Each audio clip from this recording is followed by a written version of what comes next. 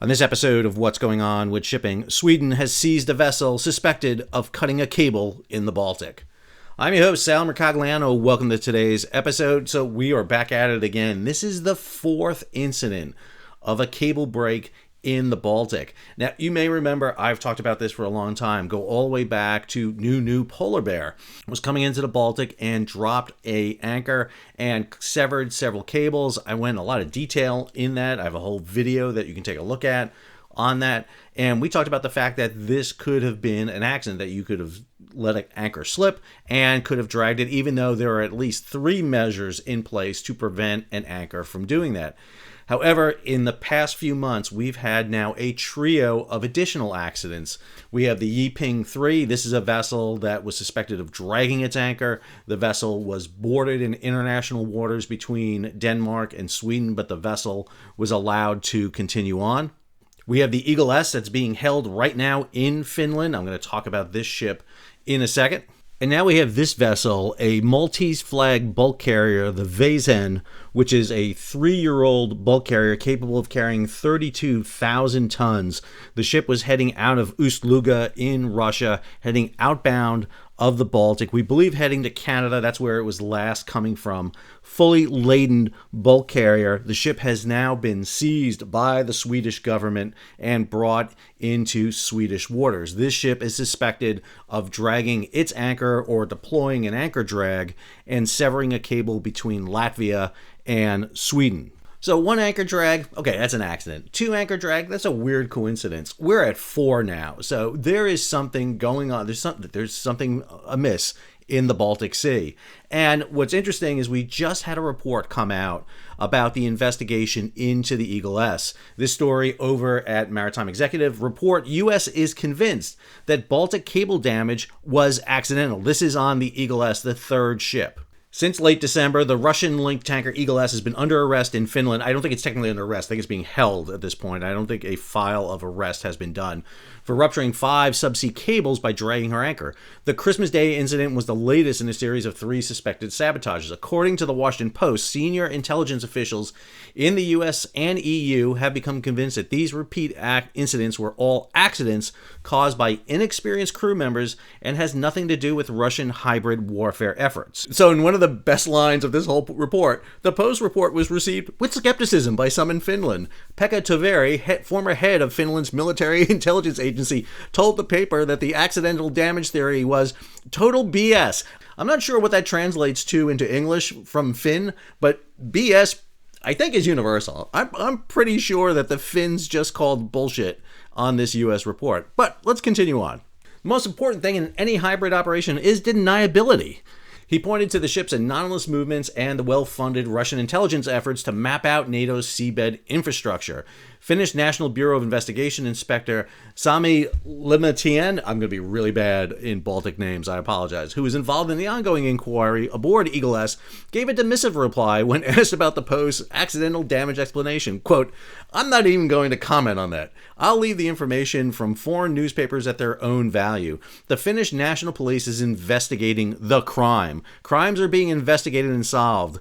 Nothing has changed." So while the U.S. may think it's an accident, pretty clear that the Baltic states, Finland led here, that this is not an accident. And the quick action by the Swedes here to seize this new vessel kind of demonstrates that.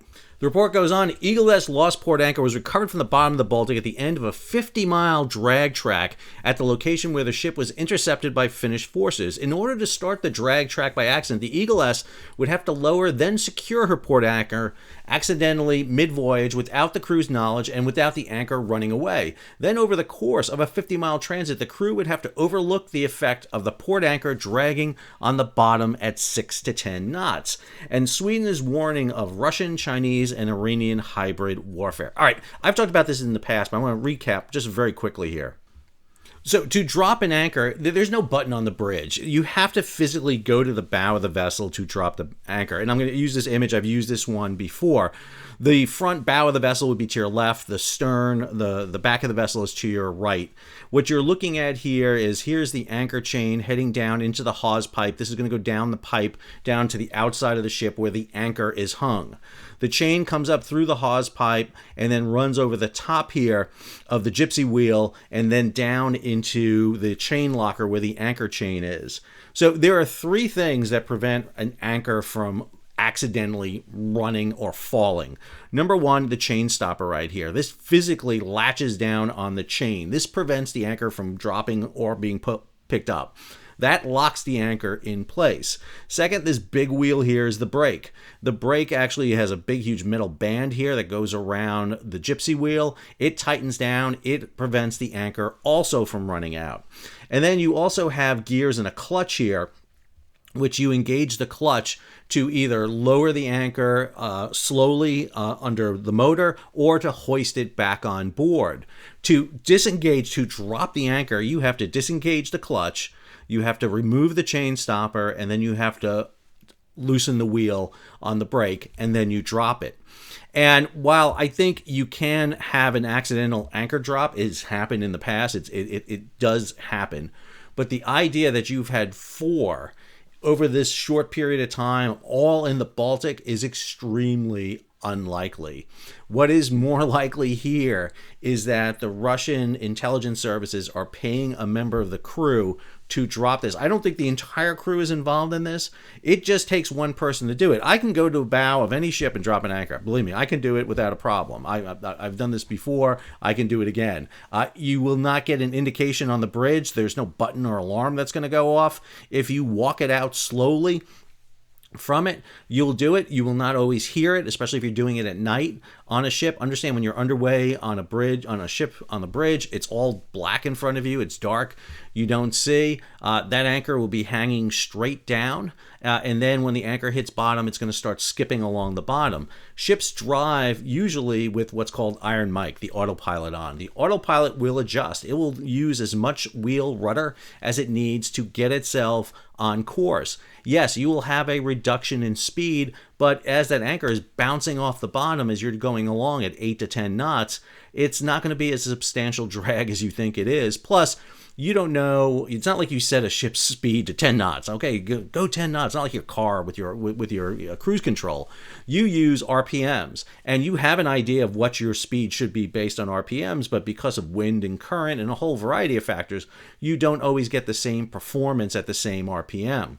So this could be done. The latest story that we have is this. Over on X, this is a post by the Swedish Prime Minister. There is information suggesting that at least one data cable between Sweden and Latvia has been damaged in the Baltic Sea. The cable is owned by a Latvian entity. I've been in close contact with my Latvian counterpart. Sweden, Latvia, and NATO are closely cooperating on the matter. Sweden will contribute with relevant capabilities to the effort to investigate the suspected incident. Remember, Sweden and Finland both became members of NATO just recently because of the Russian invasion of Ukraine. This is the statement by the Latvian Prime Minister. Early morning today, we received information that the data cable from Latvia to Sweden was damaged in the Baltic in the section that is located in the exclusive economic zone of Sweden. Remember, all countries claim territorial water out to 12 miles. However, beyond that is what's known as an exclusive economic zone, or an EEZ, set by the UN Convention of the Law of the Sea.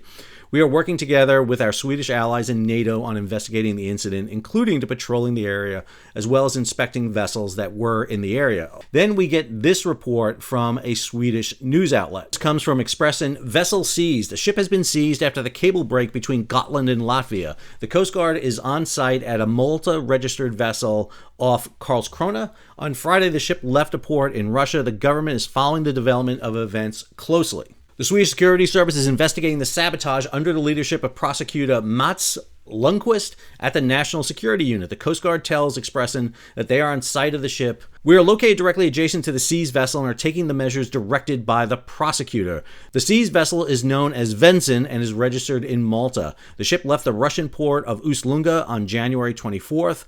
Data from Vessel Finder shows. On Sunday, the ship moved between Gotland and Latvia. Next to the Malta-registered vessel in the anchorage is the Coast Guard vessel KBV 003. Goes on, the prosecutor does not want to go into exactly what they are doing. We are now carrying out a number of concrete investigative measures, but I cannot go into what they consist of out of consideration for the ongoing preliminary investigations. I can state that Swedish authorities are now working intensively and jointly to investigate this incident. All right, let's do our best Juan Brown and break this incident down, look at the data on the vessel and its track line. So here is Equus with the information on the vessel. So Vezhon, as mentioned before, Malta-flagged bulk carrier built in 2022. Interesting to note, this ship was last inspected in Canada back in September. The only deficiencies listed were in certificate and documentation for the crew and in some health protection. When we look at the registered owner for the vessel, it is through Bulgaria, the Hai Quao Shipping Company. The manager of the vessel is Navigation Maritime Bulgaria. Classification is through DNV. This is Norwegian Classification Society, very well known. And insurance is coming out of the West of England Shipowners Group. Should note, I checked both of those for updates and make sure they're still current, and they are. So this is not really a dark fleet vessel as you would commonly refer to it. This ship seems to be involved in legal trade. Like I said, it has just came back from a voyage to Canada. So I am not really suspecting this vessel of being involved in a lot of issues. All right, let's go ahead and head over to marine traffic. So here's the track of Vezhon leaving Ust-Luga early on 24 January. And a lot of these vessels come out through this area. The ship is going to navigate through the Gulf of Finland, between Estonia and Finland, come out into the Baltic itself. Vezhon's passage through the Gulf of Finland goes without issues, but ship is averaging roughly about 10 knots during this passage. Zoomed in a little here as it comes out of the Gulf of Finland, we notice the ship take a reduction in speed. It actually comes down to roughly around 6 knots. And again, we don't know why the ship would have slowed down during that time. It had been able to maintain 10 knots throughout the passage, but now we see it slowing down and still maintaining roughly about 7 knots. And about 7 to 8 knots is what we're going to see the ship do. It is coming through the traffic separation scheme there, the lanes that are set up in the world's oceans. The Baltic has this. So the ship seems to be navigating through the area, maintaining its 7.5 knots, roughly about 7.5 knots throughout this passage. Going to come over a little bit of a shoal there. You'll see the ship slows down just a little bit there. So could the anchor have been deployed at this point? We just don't know. But the ship is going to continue its southbound passage. You see it starts to speed up here, roughly about 8 knots at this point. And the ship is progressing down toward Gotland Island, and this is where the breakage does occur. I'm going to zoom in a little bit here. So a couple of things to note right here. I'm going to stop it here. You're going to see a lot of purple lines here. Let me explain what these are. So the purple line with the circle and then the dash, those are pipelines. So this is probably Nord Stream 1 and 2 that you see the ship going over. The squiggle lines there, the purple squiggly lines, those are cables. We suspect the breakage occurred right here. This is the cable that runs across between Latvia and Sweden. I'm going to go ahead and let this run now. You see the ship doing roughly 8 knots here, coming in, and it's going to pass over this cross, and you see the ship take a bit of a reduction in speed there. Not a lot, but a bit of a reduction here. If it is dragging its anchor or some sort of device, we've seen some issues with Chinese patents for cable cutting devices. And let me be clear, cable cutting device is an anchor. It's all it is. But if you're dragging something behind the vessel, or if you're actually physically dragging the anchor, it's bouncing along the bottom. It is snagging on these objects. Show the cables on the charts so that people don't anchor there. However, it does make it available so that if you want to do some nefarious things, you can. So we're going to continue this going. I'm going to zoom out here just a little bit so you can see it a little bit better. So the ship is continuing on its track here, roughly about 8 knots coming down. And it's coming down. You'll notice there's a little bit of a shallow water here, and this is where the next major event we see happens. And I'm going to stop it right here. The ship is coming in at 8.3 knots at this point. The time here is 26 January at 0613 UDC time. So 0613, the ship comes to almost a complete stop. Now, the water has become shallow here. You've gone from over roughly 50 meters of water here to less than 50 meters. So in the white area of this part of the chart, we're in greater than 50 meters of water. In the blue area, we're less than 50 meters of water. So if you're dragging an anchor at that point and you start coming into shallow water, more of the anchor chain will start hitting, and that will create more drag on the vessel. And I don't know for the life of me why this ship would stop here. There's no reason for it to stop and then to continue on, but it does. So 0633, it's now at 0.6 knots. And then at 0659, so again, a very brief period of time we're talking about here. Go ahead, back it up here a little bit. So we're talking about roughly a half hour. That vessel is almost stopped. What can you do in a half hour? You can raise an anchor. You can bring your anchor up. And so there's going to be a question about the anchor on this vessel. Did this ship have an anchor down? Did it, like Eagle S, lose an anchor?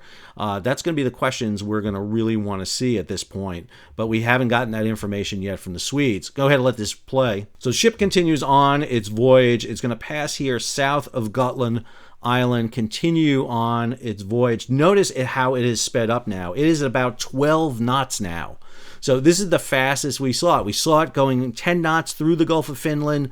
We had the slowdown down to 6-7 knots, and then 8 knots throughout the Gulf of Finland until it hits those cables, slowed down to less than 7 knots. And then it hit that shoal water there where the ship came to an almost a complete stop.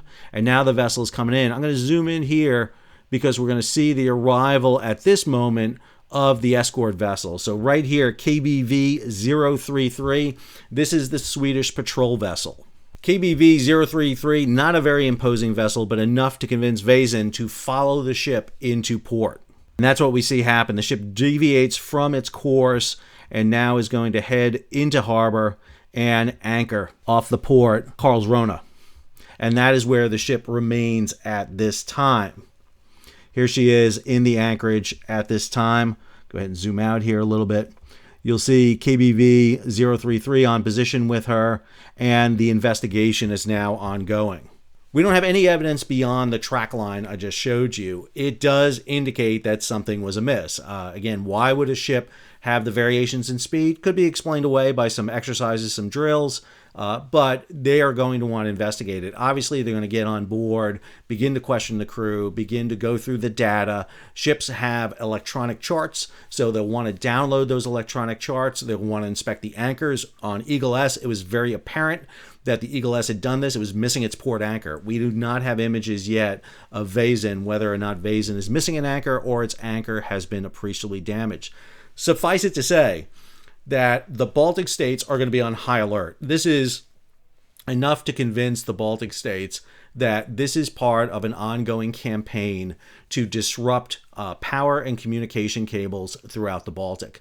This is the 4th time. I mean, you don't need to be knocked in the head to realize that this is a concentrated, coordinated effort being done by someone. If it's not Russia or China or Iran, somebody is doing this. And again, it doesn't take a lot to do this. Understand, I can go on a ship and lower an anchor and cause damage. Ships don't like to tell you this, but it can be done. If you have access to the bow, and again, very small crews on a ship like this, you can get up onto the bow, you can slowly lower that anchor down and get away with it. You can do it. Now, it's unlikely. You would think there'd be more involved. There may be more than one person. Could be the entire crew, could be just a portion of the ship's crew is involved. But you would have to have some sort of culpability on the ship. Someone would have to be involved in it, a crew member or multiple crew members. What's interesting here is that this ship is not a dark fleet vessel. This is not like Eagle S carrying Russian oil, not really following the models we see. But we're going to keep track of this and see what information comes in. I do think the report from the United States on Eagle S is going to come under suspicion now that we've had a fourth vessel do it. I hope you enjoyed today's episode. If you did, hey, take a moment, subscribe to the channel, and hit the bell so you'll be alerted about new videos as they come out. Leave a comment, share it across social media, and if you can, support the page. How do you do that? You can give it a big thumbs up. You can hit the super thanks button down below, or you can head over to Patreon and become a monthly, yearly subscriber. And most importantly of all, if you're on board a ship, don't touch the friggin' anchor. Just leave it alone. If you're not trained, you're not qualified, don't touch the anchor. Leave it to the crew members who are trained or being bribed by the Russian, Chinese, or Iranians to drop an anchor. Until our next episode, this is Sal, signing off.